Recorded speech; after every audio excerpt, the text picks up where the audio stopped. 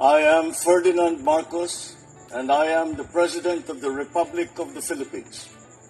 I stand today on behalf of 110 million Filipinos. Hi everyone, hello universe, it's me again. Shoutout sa inyo mga kababayan. But anyway, meron tayong upload videos updates. Huli man itong video na ito pero kailangan natin i-spread, okay? 2 days ago mga kababayan, pumunta si Pangulong Marcos Jr. dyan sa Puerto Princesa, no? At isa sa mga pinuntahan niya dyan, itong dalawang Philippine Navy na kung saan nakipagsagupaan talaga sa mga Chikwa, no? Diyan kung nakita niyo po ang video, talagang hampasan mga kababayan. Guys, siyempre, pinaglaban nila ang karapatan natin dahil pumasok sila sa teritoryo natin Hindi rin po sila nagpatinag, ha?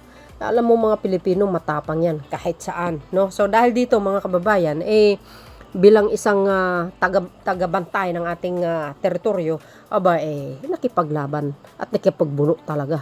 Tapos ang pinalabas talaga rin itong mga Chikwa na ito, kasalanan pa natin samantalang sila trespassing, guys, ha. Pinuntahan ni Pangulong Marcos Jr. Hindi lang po ang pagpunta ng Pangulo dyan binisita lang, kundi binigyan sila ng award. Wow! Ayan, no, hinampas na tinamaan sa ulo yung isa, guys, ha. Ginawaran ng medalya, mga bes, ha. At cash assistance. Wow! Matapang talaga, guys, ang mga Pilipino. Sa totoo lang, ha. In fairness naman sa kanila, saludo kami sa inyo mga sir, ha.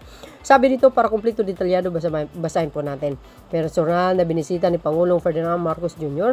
sa Camp Ricarte Station Hospital sa Puerto Princesa City ang dalawang sugatang kawani ng Philippine Navy na sugatan habang ginagampanan ng kanilang tungkulin sa Ayungin Shoal sa West Philippine Sea, UC, mga beswa. Bilang pagkilala sa kanilang katapangan at tapat na paglilingkod sa bayan, ginawad ng Pangulo ang Order of Lapu-Lapu sa dalawang sundalo at ipinagkaloob ang tig 100,000 na tulong. Pinansal kasabay nito, ipinahayag ng Pangulo ang buong suporta ng pamahalaan sa membro ng Armed Forces of the Philippines na patuloy na nagtatanggol sa soberenya at karapatan ng bansa. Dapat lang mga kababayan, paglaban natin kung ano ang narapat dahil karapatan po natin yun. Hindi naman po pwede na basta-basta na lang pumasok, nahayaan natin. Hindi Pues sa panahon ni Pangulong Marcos Jr. Talagang kailangan natin ipaglaban yan. Nakikita nyo naman ang Pangulo sa mga international forum na tulad mga summit, no? Talagang pinapanawagan niya na ito ang ating teritoryo ay atin yan, no? Taliwas dun sa sinabi ni Marcolita na wala daw West Philippine Sea, kay makakita niyan. Para kumpleto detalyado, panoorin niyo po ito. Kung nakikita nyo dito mga kababayan pinuntahan ni Pangulong Marcos Jr. Yan ang ating mga kasundaluan dyan sa Puerto Princesa. Talaga naman hindi pinapalagpas ng Pangulo. Hindi lang po sila itong mga nakipaglaban dyan sa mga Chikwa na yan ang binisita. Siyempre yung buong kampo. Ang ating ang ibig sabihin ng buong pamunuan ng kasundaluan ng Philippine Navy dyan sa Puerto Princesa. Yan. Ginawaran sila ng award ng Lapu-Lapu ba yan? Ayan, di ba? No, ganyan ang matapang. Hindi mo atras sa laban. Yan ang mga Pilipino. Naalala ko tuloy dun sa digmaan ng South Korea nung mga panahon. Talaga ng mga Pilipino natin talaga nakipagdigma, walang atrasan. Ganun talaga, nasa dugo na natin ang mga matatapang. Hindi mo umaatras yan kahit anong laban. Di ba mga kababayan?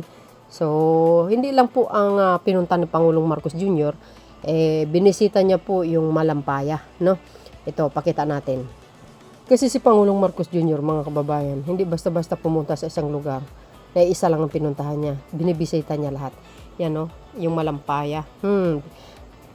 Ayan, no? Ang Malampaya ay dinaanan niya. Sabi dito, mga kababayan. Sabi dyan, sabi dito, aerial inspection of the Malampaya gas field. Puerto guys ang aking pinaka-latest updates. Follow me and likes. Hit the button bell para lagi kayong update sa aking mga upload videos. Okay, there's more. God bless Philippines. Nahuli ako dahil sa sobrang busy. Thank you guys for watching. Bye everyone. There's more.